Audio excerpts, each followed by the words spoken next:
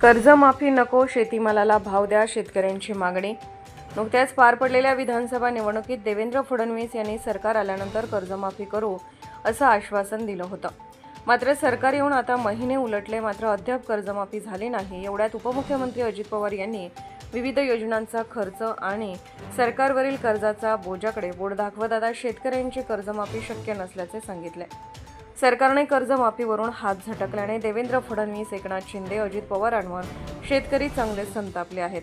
आता शेतकऱ्यांवर आत्महत्या करण्याची वेळ आली आहे। आम्हाला कर्जमाफी नको, शेतीमालाला भाव द्या अशी मागणी शेतकऱ्यांनी केली आहे। उपमुख्यमंत्री अजित पवार यांनी जी कर्ज माफ करण्याची घोषणा केली होती ते आता ते बदलून गेलेले। ते म्हणतात जे कर्ज घेतलेलं ते पूर्णतः भरा। याकडे कसं पाहता आपण? आता ऐन टायमाला त्यांना असं सांगितलं, सुरुवातीला सांगितलं निवडणुकीच्या प्रचारमध्ये की आम्ही सर्व शेतकऱ्याचा सातबारा संपूर्ण कोरा करू, आणि ऐन टायमावर आता सांगू लागले की आता तुम्ही तुमचे हप्ते भरायला तयार राहा, जे काय कर्ज घेतलं असेल त्यांना। आता शेतकऱ्यांना काय करायचं ऐन टायमावर? कुठून पैसा आणायचा? येऊ पैसा एक तर पाणी पाऊस नाही पडला, असा पाणी प्यायची समस्या आहे, जनावरांची सांभाळायचं कसं ही समस्या शेतकऱ्याला सारी काय करायचं? ऐन टायमावर असा मी कुठून पैसा आणायचा गोरगरीब जनतेनं? काय याला काय सरकार जबाबदार आहे? आत्महत्या करायची वेळ आली आता। काय नाव? गणेश पांडुरंग।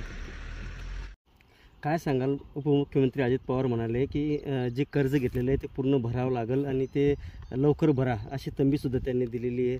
आणि कसं बघता याकडे आपण? तंबी म्हणजे त्यांनी शेतकऱ्याचा फार मोठा विश्वासघात केलेला आहे। शेतकऱ्यांनी त्यांना सांगितलं नव्हतं की तुम्ही कर्जमाफी द्या म्हणून, परंतु ज्यावेळेस इलेक्शन होतं इलेक्शनच्या अगोदर त्यांनी सांगितले की शेतकऱ्याला सरसकट कर्ज देऊ, माफ करू, आणि आज ते म्हणतात 3 दिवसामध्ये कर्ज भरा। तर शेतकऱ्यांनी 3 दिवसामध्ये एवढे पैसे आणायचे कुठून, हा माझा सगळ्यात मोठा प्रश्न आहे। कारण की शेतकरी काही नोकरीला नसतो, त्याला महिन्याला उत्पन्न नसतं। आज जर बघितलं तुम्ही, हे कापूस याला 6,000 रुपये क्विंटल भाव, आणि त्याच्यानंतर तुरी 7,000 रुपये क्विंटल भाव, मक्काला 2,000-2,500 रुपये क्विंटल भावने एवढे पैसे आणायचे कुठून? कारण की आता मालच होत नाही। जर तुम्ही 10-10 एकरमध्ये 2 क्विंटल 4 क्विंटल जर कापूस होत असेल आणि तो विकून सुद्धा कर्ज भरता येत नसेल, शेतकऱ्यांनी फाशी घ्या का आम्ही? ठीक आहे, आपलं नाव? जगदीश डवले, आडगाव बुद्रुक। काय सांगाल? अजित पवार यांनी कर्जमाफी मिळणार नाही म्हणून सांगितलं, कर्ज भरा म्हणून सांगितलं। त्यांनीच सांगितलं अगोदर आम्ही कर्जमाफी करणार आहे विधानसभेच्या टायमाला। आम्ही त्यांच्या भरोश्यावर बसलो, आणि आता मार्च शेवटी भरायचं आलं कर्ज मार्च एंडला। त्यांनी 28 तारखेला सांगितलं काय आम्ही भरू शकत नाही। कारण काय तर आम्हाला पगार देणं आहे, आमकं देणं आहे, लाडक्या बहिणीचे पैसे देणं आहे, हे देणं आहे, ते देणं आहे, बरेचसे कारण सांगितले अजित पवारने।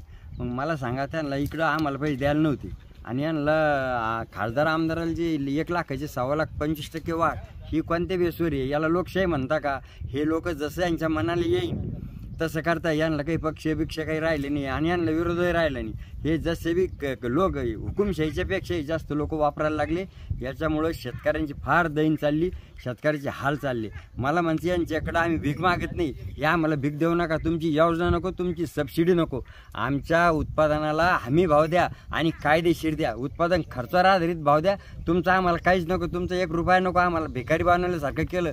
लोक सांगतात अरे शेतकरी किती द्या, यांना कमीच पडतं, हे मागतच राहते, आम्हाला अशी भिकारीत गणना केली आमची। आमचं ठाम म्हणणं आहे का आम्हाला तुमचा रुपया नको, सबसिडी नको, कोणतीच सबसिडी सोयीची नाही।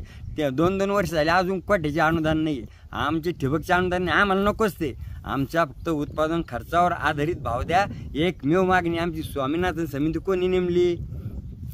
स्वामीनाथन समितीप्रमाणे भाव द्या ना, तुम्हीच नेमली, तुम्हीच तिचं ऐकता, आणि भाव द्याच टायमाला बाजूला होऊन जाता। असं खोटं बोलायचं नाही, नीट वागा आणि शेतकऱ्याला न्याय द्या।